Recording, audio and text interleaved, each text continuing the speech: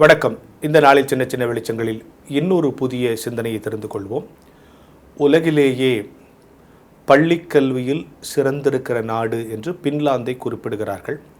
அது உண்மையும் கூட. அதற்கு என்ன காரணம் என்று பட்டியலிட்டால் இந்த சில மணி துளிகள் போதாது. ஆனால் நான் சில காரணங்களை இப்போ உள்வாங்கியதை சொல்கிறேன். அங்கே பள்ளிக்கூடத்தில் 6 வருடங்களுக்கு ஒரே ஆசிரியர் தான் பாடம் நடத்துவாங்க. இரண்டாவது, பள்ளிக்கேற்ப சூழலுக்கேற்ப பாடத்திட்டத்தையும் கற்பிக்கும் முறையையும் அந்தந்த ஆசிரியரே தீர்மானித்து கொள்ளலாம். ஒரு சிலபஸ் போட்டு இதை நடத்து, இத்தனாம் தேதி எக்ஸாம் வை, இப்போ இதை பண்ணுலாம் யாரும் சொல்லிக்கிட்டுலாம் இருக்கிறதில்ல. சூழலுக்கேற்ப அந்த மாணவன் அந்த பள்ளி இருக்கிற சூழலுக்கேற்ப பாடத்திட்டத்தையும் சிலபஸையும் டீச்சிங் மெத்தடாலஜியும் அந்த டீச்சரே டிசைன் பண்ணி கொள்ளலாம். அப்படின்னா அந்த டீச்சர் எவ்வளோ ஆற்றலுள்ளாக இருப்பாங்க. ஒரு 6ஆம் வகுப்பிலிருந்து 10ஆம் வகுப்பு வரைக்கும் படிக்கிற மாணவன் இத்தனை வருடத்தில் ஒரே ஒரு தேர்வு தான் எழுதுவான். அடிக்கடி தேர்வு மாணவர்களை சோர்வடைய செய்யும்னு அந்த ஊர் கல்வியாளர்கள் சொல்கிறாங்க.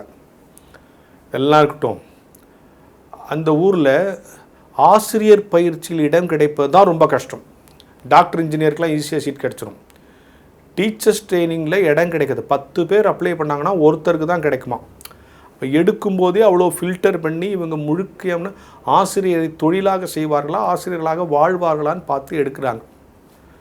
அங்கே மதிப்பு வாய்ந்த தொழிலாக ஆசிரியர் தொழில் அங்கே இருக்கிறது. அங்கே இருக்கக்கூடிய மற்ற ப்ரொஃபஷனில் இருக்கிறவங்களுக்கு இவங்களுக்கு அதிகமாக சம்பளமும் அதிக மதிப்பும் இருக்கிறது. நான் இப்போ என்ன சொல்ல வரேன்னா, பின்லாந்தினுடைய கல்வி முறை காரணமாக இருப்பதற்கு பாடத்திட்டம், பள்ளிச்சூழல், கல்வி விதிமுறைகள், தேர்வு முறை, அந்த கல்வித்துறையினுடைய நிர்வாகம் இவற்றை தாண்டி அடிப்படையாக அந்த நாடு ஆசிரியர்களை முன்னிறுத்துகிறது, கௌரவிக்கிறது, மதிக்கிறது. எனவே கூட பின்லாந்தின் கல்வி முறை நன்றாக இருக்கிறது என்பதை நாம் உள்வாங்கிக் கொள்ள வேண்டும். ஒரு ஆசிரியருக்கான சுதந்திரம், ஒரு ஆசிரியருக்கான மரியாதை, ஒரு ஆசிரியரை மாணவர்கள் முன்னால் மற்றவர்கள் வியந்து பார்க்கிற, அண்ணாந்து பார்க்கிற குணம்தான் அந்த மாணவர்களுக்கும் ஆசிரியர் மீது ஒரு பயத்தையும் மரியாதையும் ஏற்படுத்தும்.